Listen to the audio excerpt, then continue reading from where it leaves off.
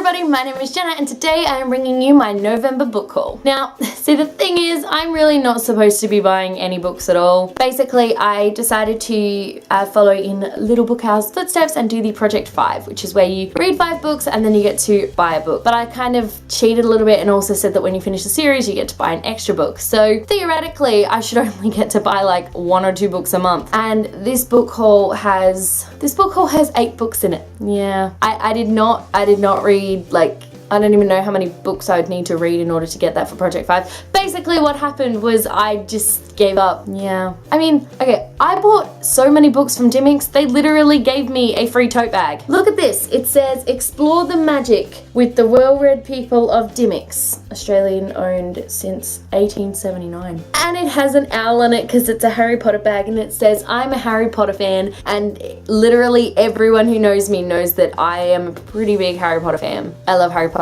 more than anything. The funny thing about that bag though was that you had to spend $75 in order to get it. So when I went to Dimmicks, I was buying a book for my grandmother for Christmas, and then I found 2 other books that were actually signed by the authors, which was amazing, so of course I bought them. That all came to like $69 and I went, I want the tote bag, so I bought another book. I think I have a problem. So the first book that I got this month was Half-Blood by Jennifer L. Armentrout. Now this book is book 1 in the Covenant series. My friend Emily has been trying to get me to read it for ages, and honestly, I know like nothing about this series at all. I literally bought it because she was like, Jenna, you have to buy this series. I think you'd really enjoy it. So I'm not really going to be able to give you a summary, which is a shame, but I mean, my friend says it's good, so. This next book is another one that was recommended to me. My cousin actually recommended it because she went to school with the author, and that is Our Chemical Hearts by Crystal Sutherland. Now this one I actually can give you a bit of a synopsis for because I have already read this book and I ended up giving it 3 stars, I believe. Not because it was a bad book or anything, just because I didn't particularly connect with the characters, I didn't connect with the plot, but I do appreciate the story and I do think that it is a good book. It just wasn't the book for me. So basically this book is all about first love. It's about a boy named Henry Page who sort of has never been in love before. He's a little bit odd, you know, he writes, which is really cool. He's the editor of the school newspaper. One day a new girl comes to school. Her name is Grace Town. She wears boys' clothes. She's always very dirty. She walks with a limp and she's very sort of closed off and, you know, really introverted, I guess is the best word to put it. And basically Henry and Grace, they end up meeting and they end up forming this sort of romance, but it's a really heartbreaking one. And as you go through the book, you sort of find out why Grace is the way she is, which is very heartbreaking, but I don't know, I just wasn't like the biggest fan of this book. But I still think that it's worth giving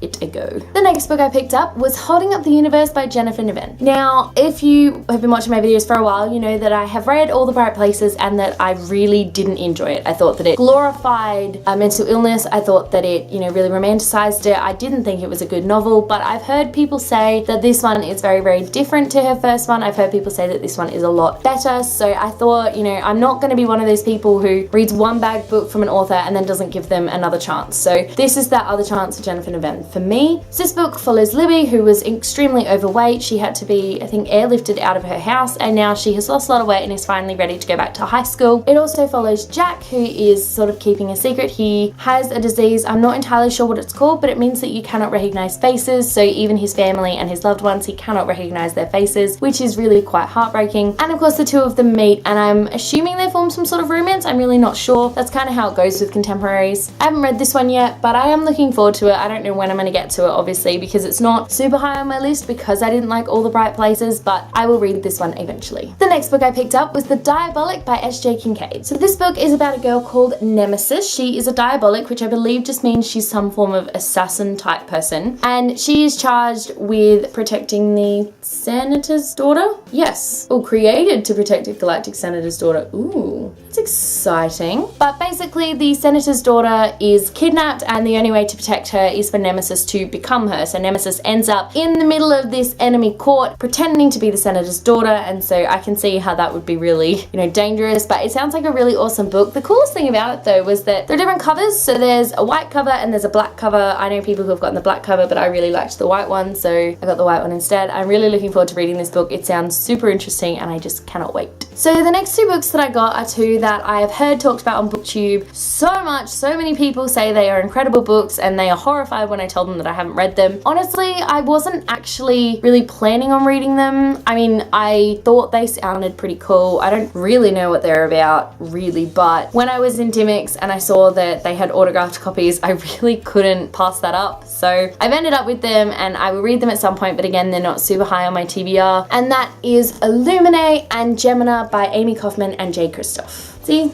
Signed. Signed. The funny thing with these books is that I actually got the last signed copy of Gemina, which was awesome. I didn't mean to, but I did.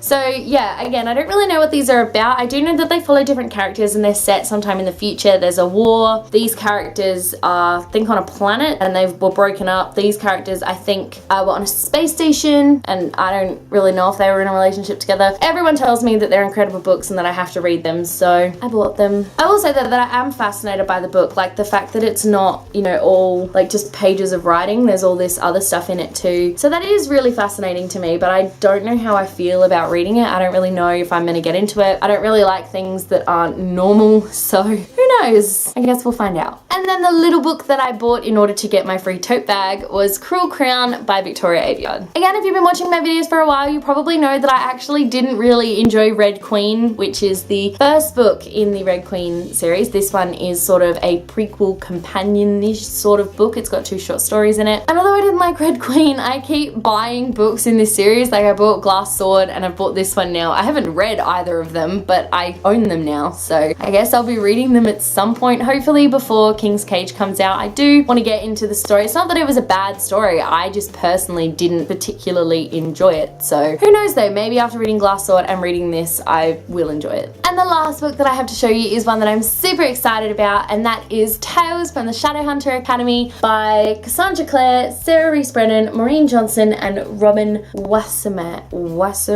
I am so sorry I am butchering your last name. I do not mean to. So again, if you've been watching my videos for a while, you will know that I cannot remember pretty much anything that's going on in the Mortal Instruments right now. So this book happens directly after City of Heavenly Fire, I believe, and it follows Simon becoming a Shadowhunter. Thought Simon was a vampire. I don't remember him not being a vampire, so I am so confused with this series, and I keep buying all the books and I'm just so confused. I don't know what to think with this series anymore, but I'm really excited because it says exclusive poster inside and I haven't yet looked at the poster, so I thought I would do that now on camera. Is it going to be stuck down to the paper? It is. Oh, I don't want to rip anything. Oh no. Oh, it's okay, I didn't rip anything. Woo! Right, done that. Now I have my, now I have my poster. Okay, so the poster, look at that. He's got the weirdest eyes in this like, he just looks really weird in this picture. I don't know if I like it. And it smells. So you have it. Those are all of the books that I have bought so far in November. Technically, no, they're not. Technically, I bought a lot of books at Supernova. And that's why that's getting a whole other video. Thanks for watching this book haul. Let me know in the comment section below if you have read any of the books that I have picked up, and let me know what you thought. I would love to know. If you like this video, be sure to give it a huge thumbs up and don't forget to subscribe to my channel so you don't miss a thing. Stay random. Bye.